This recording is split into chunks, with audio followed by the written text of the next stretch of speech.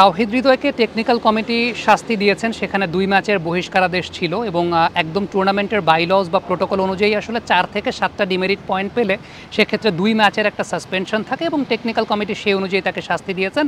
কিন্তু আমরা যেটা দেখলাম যে আসলে একদম দিনে দুপুরে পুকুর চুরি করার মতো একটা ঘটনা, যে তাওহিদ হৃদয়কে ম্যাচ খেলানোর জন্যই মূলত আসলে টুর্নামেন্টের বাইলজটাকে পরিবর্তন করে ফেলেছে বাংলাদেশ ক্রিকেট বোর্ড।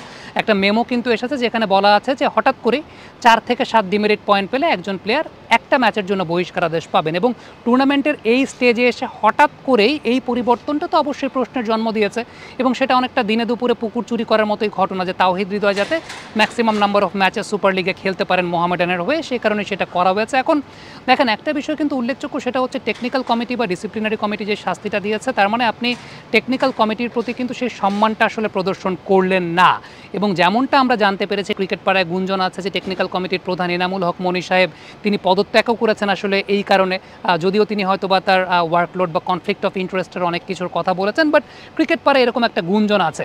দেখেন, আমরা যখন বৈষম্যের কথা বলি, যে একটা সময় আবাহনী এই ধরনের বৈষম্যের কাজ করতো সেটা আমরা জানতাম, গণমাধ্যমে বিভিন্ন রিপোর্ট হয়েছে, আমরাও কথা বলেছি। এখন আবার গদি পরিবর্তন হয়েছে, কিন্তু সেম কাজটা মোহামেডান করছে।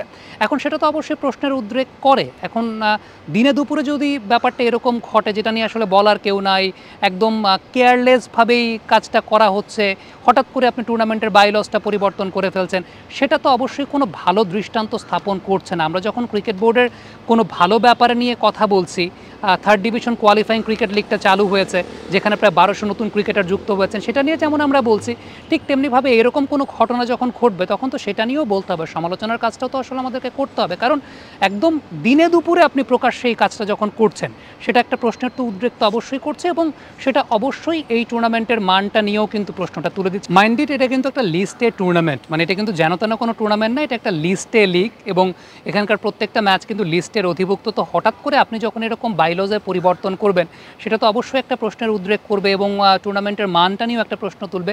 আরেকটা বিষয়, সেটা হচ্ছে বাংলাদেশ ক্রিকেট বোর্ডের গেম ডেভেলপমেন্টের তরফ থেকে কিন্তু একটা সিদ্ধান্ত নেওয়া হয়েছিল। সেই সিদ্ধান্ত মোতাবেক গেম ডেভেলপমেন্টের অধীনে যে সমস্ত কোচেসরা আছেন, তারা আমাদের দেশের সেরা কোচ, তো তাদেরকে যে কোনো একটা টুর্নামেন্ট করতে বলা হয়েছে, একটা টুর্নামেন্টে কোচিং করতে বলা হয়েছে। যদি কেউ বিপিএল করেন তাহলে তিনি ঢাকা প্রিমিয়ার লিগ করতে পারবেন না, যদি কেউ ঢাকা প্রিমিয়ার লিগ করেন তিনি বিপিএল করতে পারবেন না। সো মিজানুর রহমান বাবুল স্যার, যিনি ফরচুন বরিশালের কোচ ছিলেন, তিনি আবার ঢাকা মোহামেডানেরও পরামর্শক হিসাবে আছেন, যদিও কোচ হিসাবে নাই তেমনটা জানতে পেরেছি আমরা, যে পরামর্শক হিসাবে আছেন, কিন্তু তিনি দুইখানেই কাজ করছেন।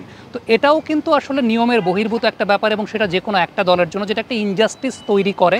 ধরেন আমি যদি এক্সাম্পল দিই, যে সোহেল ইসলাম স্যার এবার কাজ করছেন তিনি ঢাকা প্রিমিয়ার লিগে, তিনি কিন্তু ওই প্রিমিয়ার লিগে কাজ করবেন দেখে তিনি বিপিএলে কাজ করেন নাই। সো এটা কিন্তু এক ধরনের একটা বৈষম্যের সৃষ্টি করে এবং সেটা অবশ্যই আপনি যখন বিশেষ বিবেচনায় যে কোনো একটা দলকে ফেভার দিচ্ছেন, এটা একটা অনেক বড় একটা ইনসিডেন্ট। যদিও এই যে কোচদের যে কোনো একটা টুর্নামেন্টে কাজ করা, এই বিষয়টা আমি ব্যক্তিগতভাবে পছন্দ করি না, কারণ যে সমস্ত কোচরা গেম ডেভেলপমেন্টে আছেন তারা আমাদের দেশের সেরা কোচ। এখন তারা তো আমাদের দেশের প্লেয়ারদেরকেই শেখাচ্ছেন। ধরেন প্রিমিয়ার লিগে যদি শেখান তাহলে আমাদের দেশের প্লেয়াররাই উপকৃত হবে। সো নিয়মটা আমি পছন্দ করি না, কিন্তু সত্যি কথা বলতে নিয়ম তো সবার জন্যই হতে হবে। এখন নিয়মটা আপনি পরিবর্তন করতে চাইলে পরিবর্তন করতে পারেন, কিন্তু বাবুল স্যারের জন্য এক নিয়ম থাকবে, সোহেল স্যারের জন্য আরেক নিয়ম থাকবে, এটা তো এক ধরনের বৈষম্য আসলে তৈরি করে। এবং আবারও বলছি যে বাবুল স্যার আমাদের দেশের অন্যতম সেরা একজন কোচ, তার সার্ভিসটা সবারই পাওয়ার অধিকার আছে, কিন্তু সেক্ষেত্রে নিয়ম মেনে তো কাজটা করতে হবে। এখন বাবুল স্যারের সার্ভিস যদি সবাই পান, তাহলে তো সোহেল স্যারের সার্ভিসটাও সবার পাওয়া উচিত, সেটা তো পাচ্ছেন না। তো যে কোনো একটা দলের জন্য যদি এরকম ঘটনা ঘটে, এটা তো দিনে দুপুরে আসলে আপনি একদম মানে প্রকাশ্যে পুকুর চুরির মতো একটা ঘটনা, যেটা একটা লিস্টেড টুর্নামেন্টের আন্দাজে এটা কোনো ভালো বার্তা দেয় না আসলে আমাদের দেশের ক্রিকেটে।